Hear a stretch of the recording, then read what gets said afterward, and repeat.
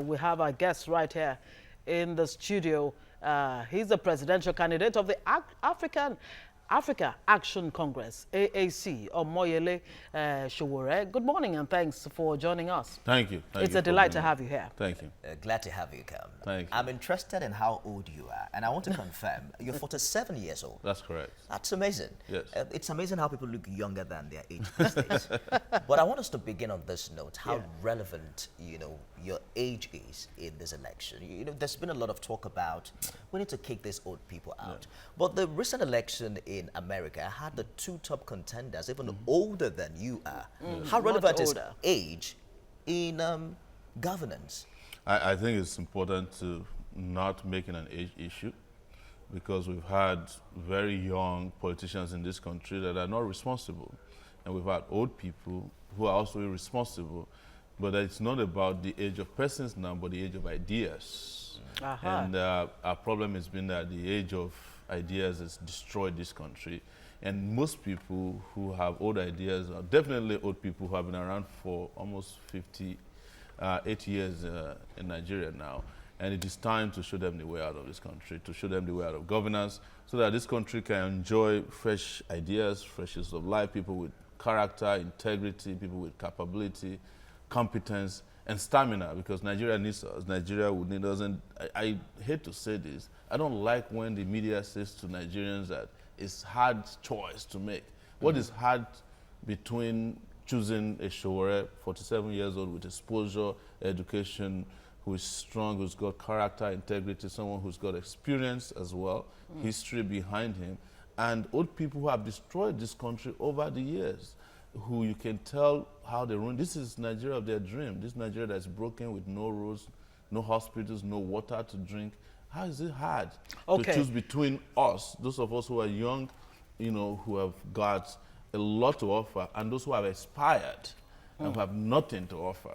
All right, let's take it to our other guest in Abuja studio. He's a presidential candidate of the Young Progressive Party, YPP, Kingsley Moghalu.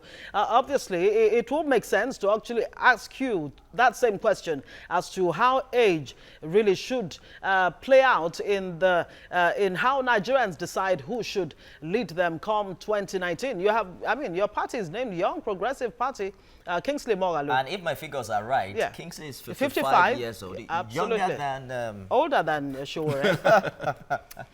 Yes, Kingsley Moghalu, what has age got to do with it, really? Thank you. Thank you for the question. I think there are two things we need to know about age in Nigerian politics. The problem with a lot of the old recycled political class is not necessarily their age, but the age of their ideas. That's number one.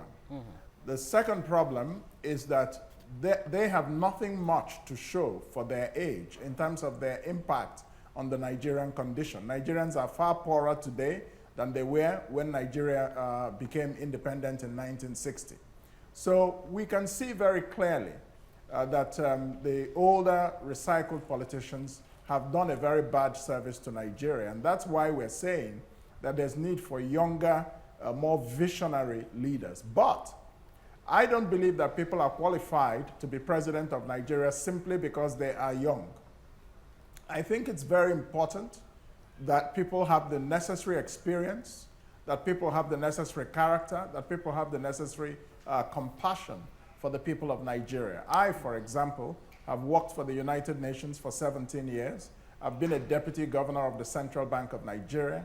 I've been a professor in one of the world's most prestigious universities. So my claim to what I am aspiring to is that I have much to offer my country.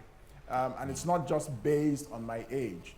However, the problem we have in Nigeria as well is that every society must be regenerated in terms of its leadership, and that's not happening in Nigeria. Nigeria has been held hostage by old men and women for far too long who have nothing to show for their age. That's the real point. their performance has been a complete disaster. It's all right. We'll be back with you shortly. It's interesting, really, to note that both of you seem to be on the same page as regards the relevance of age. Yes. But then you have said severally that you would never be part of coalition. There's the coalition of united political parties. There's the presidential aspirants coming together, which initially was highly rumored that you were part of, but you came out publicly to say you had nothing to do about it. Nigerians are concerned about when we have bright ideas staggered, there are 91 parties. What makes is it wrong tougher for in them to coming decide. To decide what is wrong in coming together? I want to correct the impression that I said I don't want to be part of coalitions. In fact, when I started by talking about coalitions. But I do not want to be part of coalitions that don't have clarity, that don't understand where they are going, or don't have a central agenda to wrestle power. Because it's not everybody who is running for office today in Nigeria that is doing it for the purpose for which I'm in it for. And it includes that some of them are fronts. And when I met some of these young people, what I said to them is that before we form a coalition, let's weed out those who are serious and those who are not serious. And let us go for primaries in our respective parties, come back and have a coalition. And I was surprised that Kingsley fell for the initial plan, actually. You know, I have a lot of respect for Kingsley, but he went and joined PACT, and eventually he signed an MOU with them, and he lost. And when he discovered that he had lost to these guys because they played him, he bailed out of it. I didn't need to do that. The kind of coalition I wanted is the coalition that I have. And that is the coalition of Nigerians who are disenchanted, who are dissatisfied, who don't want to have anything to do with the past, who want to have a clean break from the past and move forward. So let me say it to you that we will still eventually come together. Okay. As a matter of fact, I am saying it that, you know, there will be a separation of men from boys and eventually of men from old men in this country. That's where we are headed. And I'm happy that we're starting to see that. So many of the presidential aspirants who started with us are no longer there because they couldn't become candidates. Now we have a narrower pool of people to pull from, to choose from, and that's where I'm at. And I'll say to you once again, and it's important for Nigerians to understand that there is nothing there to look at when you're talking about the people that converged at Obasanjo's house yesterday. Obasanjo has been such a bad human resources manager for this country, choosing the worst presidential candidates for this country. One was sick and dead for 5 months. One of them didn't even know where his PhD certificate was.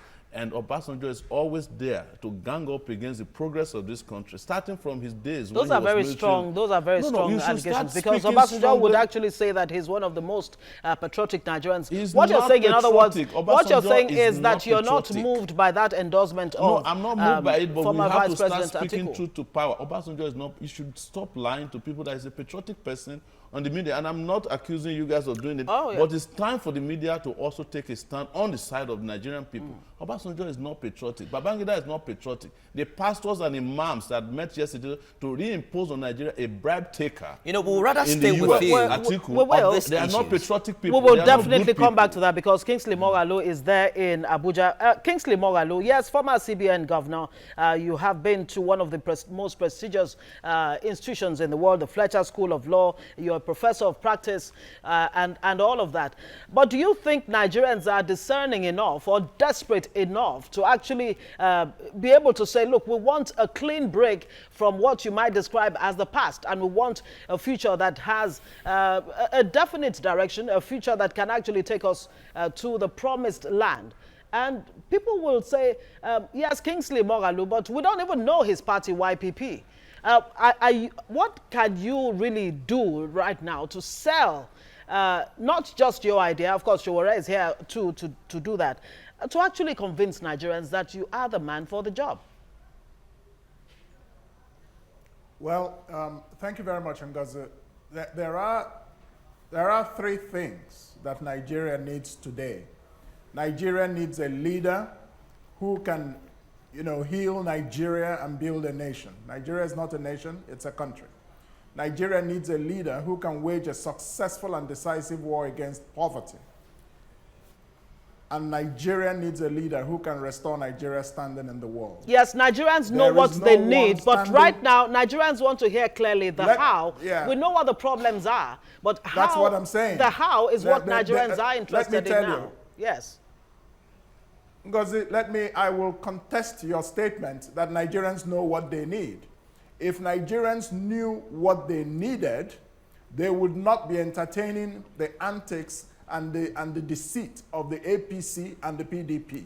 So I would argue with you that your statement is not correct. Nigerians are not very sure what they need. Many people know that the political class has failed, but do not have the courage to move forward. So what I am doing is this: selling my message of hope, my new vision for Nigeria, my vision for economic transformation, my vision for nation building, and my vision for a diplomatic resurgence of the Nigerian state. So I am telling Nigerians, look, here is how we can move away from poverty. Here is how we can create jobs. Very concrete ideas. I propose to establish skills training centers in each of the 774 local government areas of Nigeria.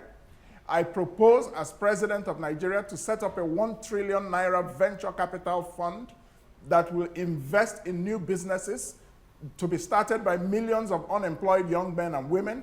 This is how this country will grow economically. I propose that innovation will be the centerpiece of Nigeria's economy. So I have very clear plans and very clear ideas. It's all right. Back to our Lagos studio very quickly. Omoyele Sowore, let's get a bit close and personal. Yes. Human rights activist, pro-democracy campaigner, founder of Sahara Reporters. Many even said that, that online platform played a critical role in shaping opinions in 2015, and even, if I can be a bit bolder, helped the incumbent win the election. Divided opinions as regards that. But what really are you bringing to the table? We've heard the story of how at 12 years old you learned how to ride a bicycle, to fish for the family. How have these things shaped you to become, perhaps a president? Yes. So I have, of all the candidates, I have the longest history of engaging with the Nigerian people, doing what is right when it's difficult to do it. I started at the University of Lagos in 1989, fighting along others like Gani Faweme, Wole Soyinka in this country, Femi Falana, to restore democracy tonight. So the democracy we are enjoying today in Nigeria was as a result of sweat and pain and blood of people like me, not me alone. And that was when I was 21 years old. I was behind Abiola fighting to de-annul the June 12th election. After the annulment went through successfully with the military, we eventually kicked them out in 1999. So I want to remind you that this is not the first time I'm doing this. It's not 2015, but it's understandable that some people did not get to the internet until 2014. So they wouldn't have understood that I also fought against third term when Obasanjo was trying to become a Mugabe in Nigeria, and that I fought against the Yar'Adua cabal when Goodluck Jonathan was prevented from becoming the president, which was his rightful constitutional right at that time. They also forgot that I fought corruption in this country by exposing corruption at all levels in the last 12 years that I started Sahara Reporters. But most importantly, that I'm an entrepreneur, that also I'm a lecturer, a professor that taught for 8 years at a university in New York. And also that I attended one of the best universities in the world, one of the 10 best universities in the US, Columbia University, where I studied master in public administration. So I'm the first person who's going to be president of Nigeria who actually has a public admin knowledge. So how will all of this bring to bear in terms of the deliverables come 2019? Do you understand the economy enough? I'm giving you the insurance. What do you even think is the most fundamental problem that Nigeria faces today in such a way that you can begin to... When you say most, you're assuming that we are facing just one. Yeah. We face 10.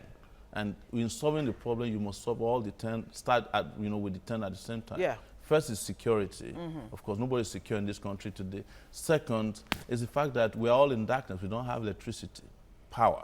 And without that, what Kingsley is proposing will not happen. You cannot have skill acquisition centers if you don't have electricity. You can't have skill acquisition centers if you don't have infrastructure. You can't have progress and end poverty when farmers can't take their goods from where they are grown to the market where they need to sell them. So infrastructure is key for us. We will fight corruption, which everybody knows I know how to do very well. In fact, I do it better as an individual than the entire government of Buhari has ever done.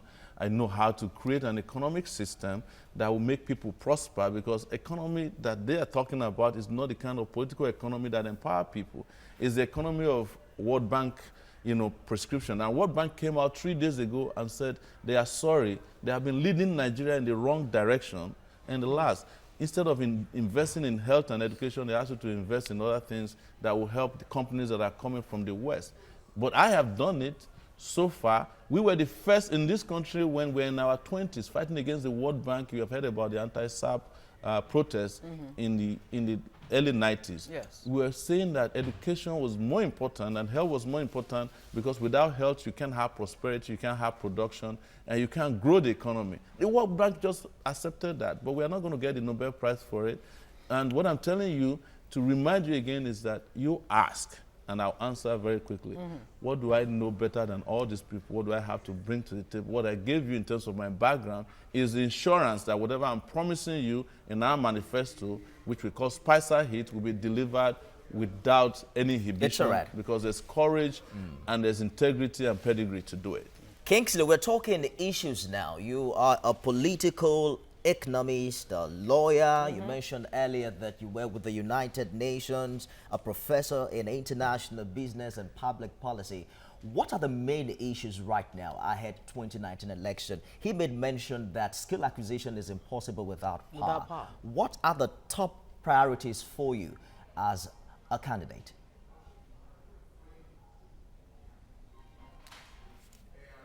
Electric power in Nigeria is a top priority for me. And here's my plan for power, because I prefer to go into specifics. I have a plan, and for the power sector, the first thing we need to do is to decentralize the national grid. The second thing that we will do is to move the production of hydroelectric power from Kainji Dam and gas-powered electricity to shift it to industrial centers in this country as a priority. Places like Lagos and Ogun State, places like Kano, places like Aba, places like Onitsha and Nnewi. These places will get 24-hour electricity supply. And the implication of that is that the prices of all things produced will crash very significantly. 40% of the prices of goods produced in Nigeria is electricity generation cost. So if we bring it down, we reduce prices, and that will affect the poor people of Nigeria very positively. Then my government is going to establish a new market for renewable energy, solar energy, wind energy. So this is how we are going to be going for homes and just normal offices. But for industrial production, we will move hydroelectric electricity to those places. So this is my vision for the power sector. We are going renewable energy under my administration as president. But you will need people with the right skill sets to actually drive the power sector, will you not? I wonder what you will do with education. Education right now, there are about 13 million out of school children in Nigeria presently, and our budget is nowhere near the recommended 26% of of the national budget. It's a budgetary allocation. It's about 6% or less now. How are you going to ensure that? I have. Go ahead. I have a plan. Thank you. I have a plan for the education sector. Now, the first thing is that under my government as president of Nigeria, we will move the budget for education to a minimum of 20%, growing it progressively up to 30%. From the 7% where it is today. The budget for healthcare will move from 3% to 15% at a minimum. Now, how will we invest this new budget for education? We will invest it in 4 things. The first is teacher training. We are going to retrain and recertify teachers throughout Nigeria so that they can teach our children to be fit for the 21st century marketplace. Secondly, we are going to reform the curriculum, shifting it more towards innovation, science, technology, and entrepreneurship. Everybody graduating from a secondary school or a university in Nigeria should be able to know how to run a business. The third is that we are going to change how young people learn. Today in Nigeria, our children just cram their books, notebooks, and regurgitate it in exams. That's all right. That does not encourage original thinking. So we're going to change. As a professor in the United States, my 100% is divided as follows: 60% for your original research paper, 20% for your ability to discuss in class, and lead discussions, and 20% for your physical presence. It's all right. And then the fourth reform is that we're going to focus on educational infrastructure. Every child in Nigeria under my presidency will have, at a minimum, a laptop in secondary schools and in universities. We'll be back with you, Kingsley. Because of time, let me come to Sowore very quickly. We appear to have two professors here. There's the issue of diversifying the economy from an oil-based one. In the early days of independence, we were so rich in agriculture. What are your thoughts in this line? What are the actionable plans you have for Nigeria? You know, you must have heard about the controversy that started with my proposal to export cannabis. And a few days after that, Coca-Cola signed a $4 billion deal with Aurora, a company that is researching and growing cannabis. And South Africa legalized cannabis.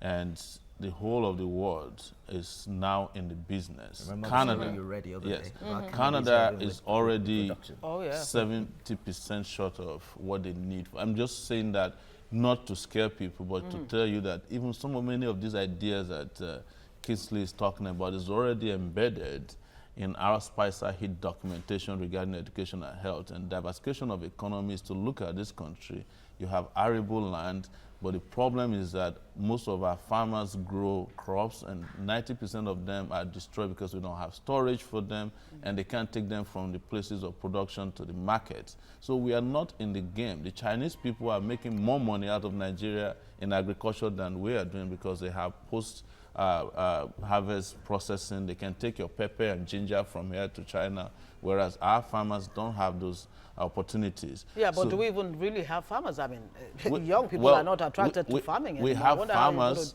We have farmers, but we don't have a government in this country. We have farmers, we have teachers. That's a huge indictment. It is a huge indictment, but it's the truth. The last time I checked, there's a federal government. Nigeria is failing. Nigeria is failing as a nation state. And earlier we admit that we don't have a government so that we can put the right people there, the better. What they are doing around here that they call government is papering over cracks, is experimentation with social issues, experimentation with ideas and programs and projects. Yes, you can see even in Lagos that's claimed to be the best. There's no road between here and Badagry. We get that point, but very quickly before I take it to Kingsley Moghalu in Abuja studio, you say you will make minimum wage 100,000 naira. That's right. Government is still finding it difficult to decide whether it will be 24 or 25. Because government's priority is not to pay workers, it's to pay themselves. Do you know how much a senator earns? A senator earns a salary of 2,076 Nigerian workers, because an average Nigerian worker is collecting $38 per month. Where will and you get the an average Nigerian senator is taking home 540 million naira. To take the money from the politicians? No. We will definitely not be paying them illegal wages because a senator is not entitled to 13.7 million naira as as allowance. But the truth is that you have enough in this country to serve everybody. I hope you know that you will need the backing of the National Assembly. We will need the backing of the National Assembly, but we most importantly need the backing of the Nigerian people to do any project, because the National Assembly does not or will not own Nigeria or Nigerians. Nigerians own the National Assembly, and that is the reason why it is important that we start paying attention to our workers. There's nobody in the world that can live on 18,000 naira wage per month. Nobody. But we are doing that disservice to ourselves, and we are defending it, by claiming that where will you get the money from? The question is that there is money, there's enough money in this country. Let me give you one example. The Minister of Petroleum Resources, State Minister for Petroleum Resources, Kachuku, revealed on national TV that he lost $60 billion to not taking royalties for certain oil companies that have been around in the business for 10 years because of a lacuna or a loophole in a law. And what we are proposing to pay workers is just $1.5 billion every year if we do it to 100,000. Kingsley Moghalu, if you deduct that from 60 billion, everybody is still doing very well. But you have incompetent leaders, you have people with no capacity, you have people with no innovative ideas. You can't move this country anywhere. Let's take it to Kingsley Moghalu. Kingsley Moghalu, is 100,000 naira what the Nigerian worker deserves? If you're president, is that what you'll give them, or would you take it higher or even lower? You know, I understand economics and I understand how to fight poverty without creating inflation, which of course will work against the poor and the workers. Now, the minimum wage is something that we should not take a populist approach to it. We should improve the minimum wage. A minimum wage of 18,000 naira is absolute nonsense. Nigerian workers are getting ripped off, and it's increasingly hard for them to manage their lives. But as to whether we should pay them 100,000 naira or not, I would subject that to a proper study so that our decision is informed and sustainable. That would be my approach, not just to come and make promises that are not backed up by research, just so that I would be popular. This is what creates problems in economies, and that's what's creating a problem in the economy today. The government of President Muhammadu Buhari set up a 500 billion naira social intervention fund that is just recycling poverty. I don't see anybody getting their 5,000 naira a month. I don't see what productivity is being generated from that fund. That's why I'm going to turn it into the 500 billion naira contribution to the 1 trillion naira venture capital fund, and the private sector will bring the remaining 500 billion. So the way we think about economics is to create wealth, not to recycle poverty. And while we work to improve the welfare of Nigerian workers, it's important that we do it in a way that is measured, well-researched, and well thought through, and not knee-jerk. So we should increase the minimum wage, but I wouldn't tell you that the minimum wage should be 1,000 naira or any particular figure at this time. And it is something that requires proper I want to study. jump in here. And Go ahead. Kingsley is known to be a researcher. If Kingsley hasn't researched by now what minimum wage should be, it shows that Kingsley is not prepared to lead Nigeria. And we have done our research. It's out there on the internet. You can find how we intend to pay for it. Absolute nonsense. I like Kingsley, but I'm surprised that Kingsley is not, at this time, understanding what he needs to pay workers. After having admitted that 18,000 naira is rubbish, You can make then he populist goes on to promises. say that That's he, fine. he, That's he you. already Speak knows for what he yourself, wants to Sowore. invest in the capital market. He knows what he wants to give to entrepreneurs. It's all right, He doesn't gentlemen. know what Have he you- wants to pay workers. Kingsley, I'm surprised, but I'll see you in Lagos when you get here. We should Kingsley, talk about have you that. mulled it? Have you done your research? I mean, what Sowore is saying is that you have not prepared as far as the issue of minimum wage is concerned, and you were going to say something about that. Go ahead. Well, I don't think that myself and Omoyele Sowore can get into a contest about who understands economic management of Nigeria. No, it's I not. don't want to It's not waste my true, time on Kingsley. that It's sort not. of discussion. It's not true. The point is this. It's The not point true. I is find this. that very There's no degrading. need- I there's find that no very need- degrading. There's no need.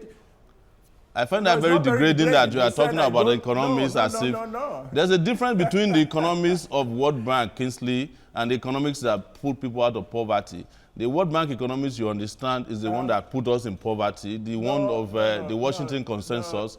Kingsley, there's nothing you want to show me. We all lived in America. We know how workers are faring over there. Don't come and tell me that we can't get into an economics contest. Why That's not? just the fact of the matter. What makes you better You than made me a economically? statement that Kingsley? I did not know. I don't Allow understand. Kingsley. You made a Allow- statement that I don't know what to do about the minimum wage. Because I That expect was you by not a now, you complimentary look, statement. Kingsley, So I have this to is the same explain thing to we you. argue about Buhari, that he was never prepared to be president. Kingsley, we have 128 I days am far to more run, and you prepared don't know than what you want you, to pay Sowore, workers. to be I'm worried president about of that. Nigeria. I'm worried about, no, I'm not, I think you're qualified, but I think I'm better qualified because I'm better prepared at this time as to what to pay workers. You don't know it. Okay, so But you Kingsley, already know what are what the you want things- to pay Let- the guys who are in the entrepreneurial world, Okay. people who we have always been subsidizing, the rich people, but you don't know what to pay the workers who are making this country work. I'm surprised. Professor.